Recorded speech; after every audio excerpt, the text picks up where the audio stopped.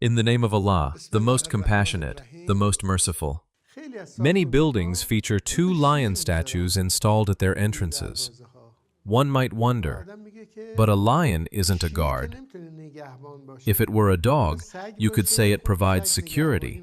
But what is the function of the lions? And why always a pair? Furthermore, what is the reason for creating lion statues and placing them on either side of gates? These are lions situated outside a palace in Bali. They are depicted in a dancing pose, appearing very joyful and lively. Now, observe this wall. This is also one of the most ancient gateways. Known as the Lion Gate, it was the entrance to the Hittite capital of Hattusa, a city protected by massive fortifications. This Hittite empire is the same empire that fought against Egypt. The two powers fought a famous war against each other around 1500 BCE. They placed two lions as guardians of the gate. What does this lion signify? Does it mean we have lions? Do these lions intend to protect the capital? But these are made of stone. They cannot actually do anything. There is another gateway here where they have placed two sphinxes. They also named this gateway the Sphinx Gate. This one is understandable. Are two beings from the invisible realm of Jinn protecting the capital? Perhaps based on these two, it can be concluded that those lion statues were later built inspired by this Sphinx Gate. That is, the purpose of those two lions is the same. They represent the lions of the Jinn realm. This lion of the invisible world is called a sphinx. So, is this their lion? This creature is called Asad, or Abul Hol in Arabic. It is a powerful and mighty being with the body of a lion and the head of a human. This great sphinx is the guardian of the second largest pyramid of Giza, so its primary function was to protect the pyramid and the king's tomb. Sphinxes exist in various parts of the world. In some places, they have been given wings.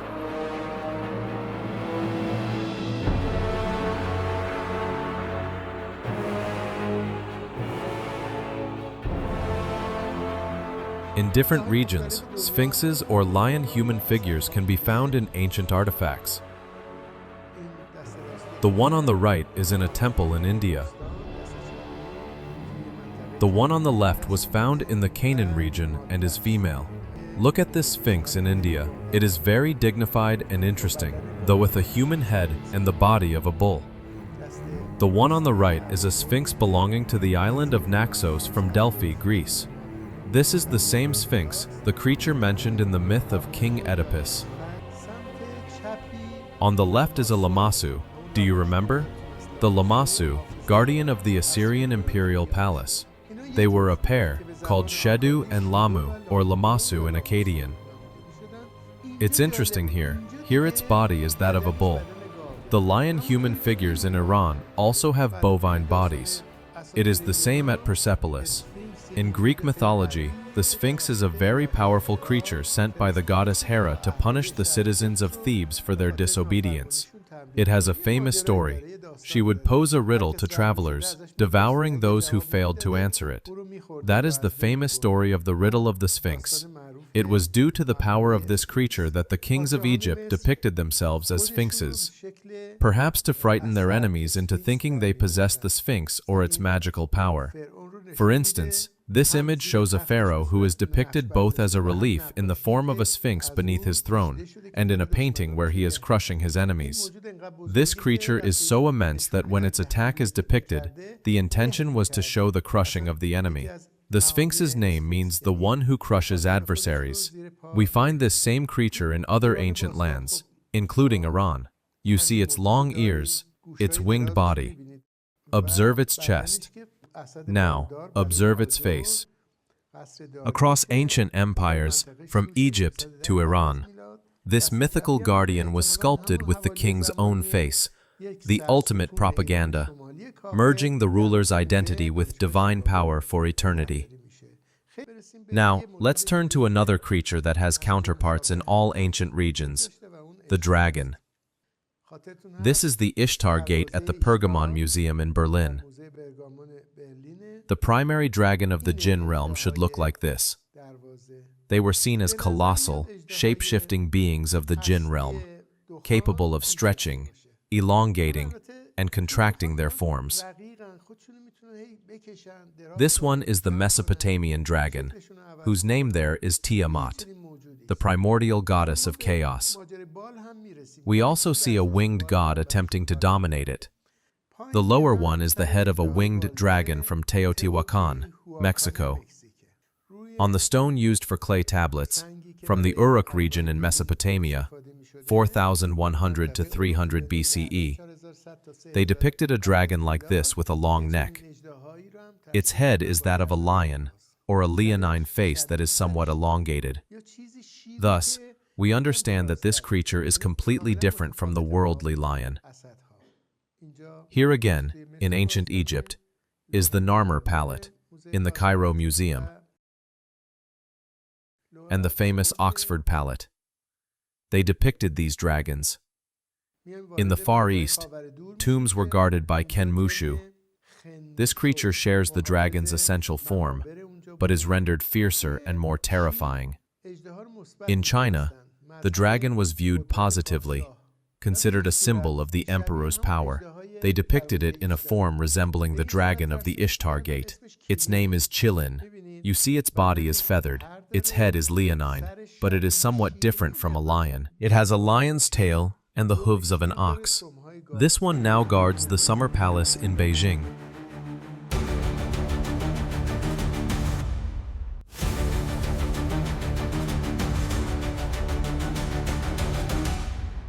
This one is a Korean dragon. And of course, the famous dragons of Chinese ceremonies are universally recognized and hold a distinct form. The Chinese dragon is remembered for its long serpentine body, a stark contrast to the quadrupedal Babylonian depiction.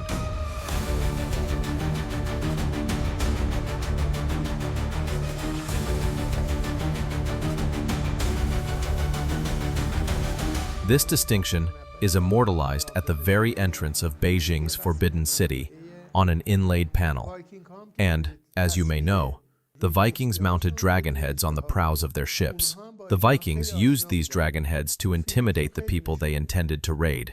This creature we saw in the Far East, or on the Ishtar Gate, is also present in ancient Iran.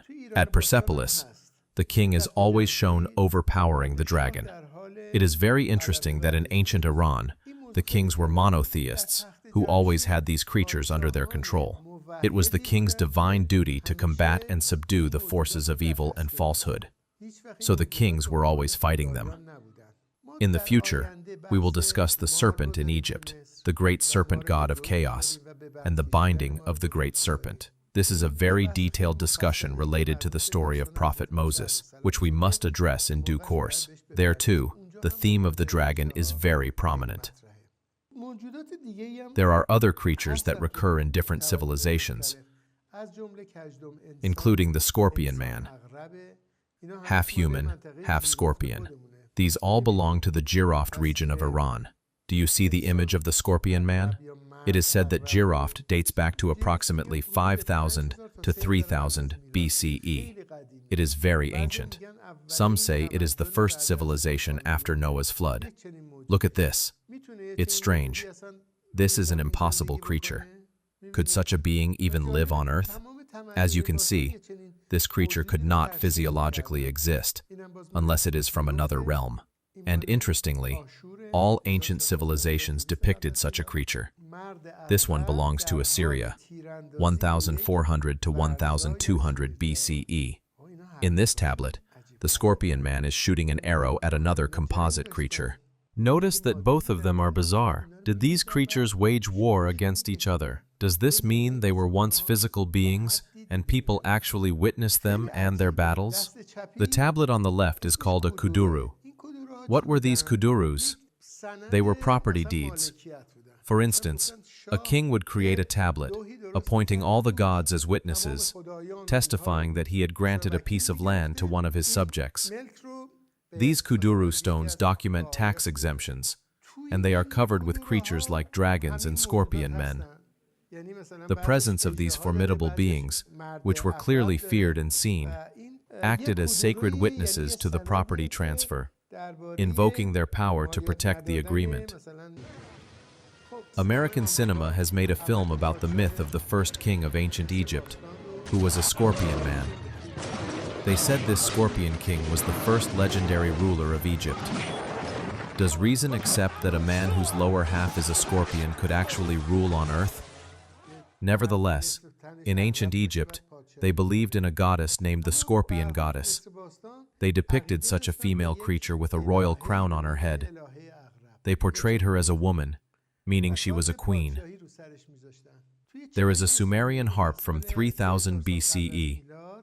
There too is a scorpion man, an ancient scorpion man and a goat standing on its hind legs bringing offerings towards him. The story of these strange creatures and their interaction continues on the harp. It is a long pictorial narrative that is very fascinating. They beautifully depicted what relationships these creatures had with each other, creatures that lived on Earth in ancient times. Let me quickly show you a few other types of these creatures. This is Bes, the Egyptian dwarf god, shown here in a very interesting context.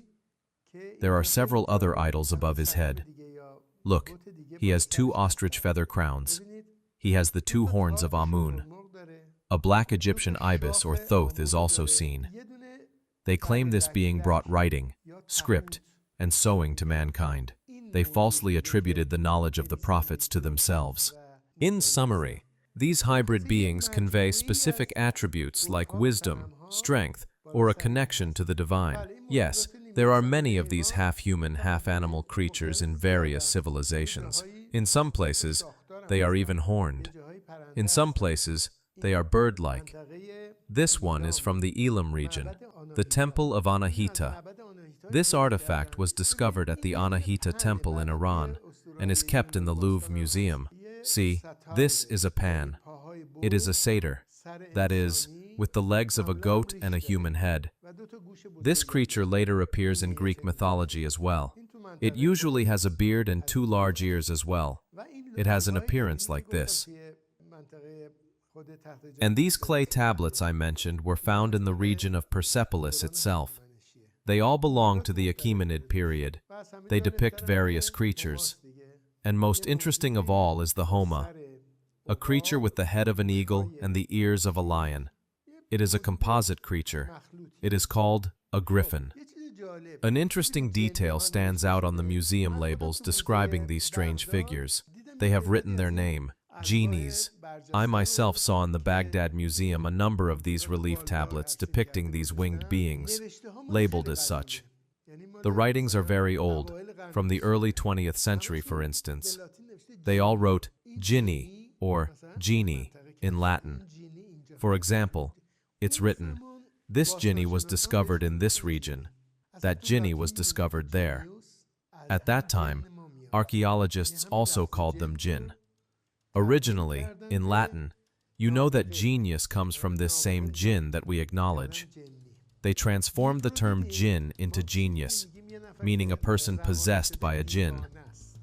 When we Iranians describe someone as mentally deranged, we say, a div has possessed him, compelling him to commit strange, inhuman, and vile acts. Across various mythologies, these non-material beings are classified as follows. Jinn or genies, Elohim or winged demigod demi-human beings. Varza, the same as Lamassu, bull with a human head. Asad or Abulhol, lion with a human head, another name is Sphinx. Dragon or great serpent. Giant or div.